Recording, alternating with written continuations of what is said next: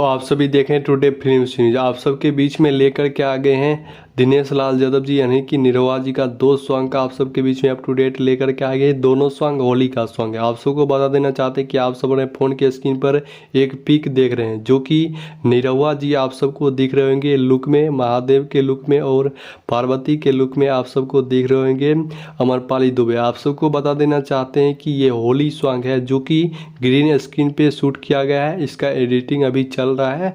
आप सबको बता देना चाहते हैं कि इस मूवी और इस गाने का नाम है महाकाल की होली। आप सबको बता देना चाहते हैं कि बहुत जल्द आप सबके बीच में आने वाला है, तो आप सब तैयार रहिएगा। उसके बाद आप सबको एक और गाने के बारे में कल अप टू डेट दिए थे दिनेश लाल यादव जी निरहुआ जी का, जो कि गाने का नाम है अहिरन के होली। तो उसका भी वीडियो शूटिंग तो एडिटिंग भी कंप्लीट कर लिया गया है। तो आप सबके बीच में बहुत जल्द उसका पोस्टर आ रहा है, तो आप सब तैयार रहिएगा।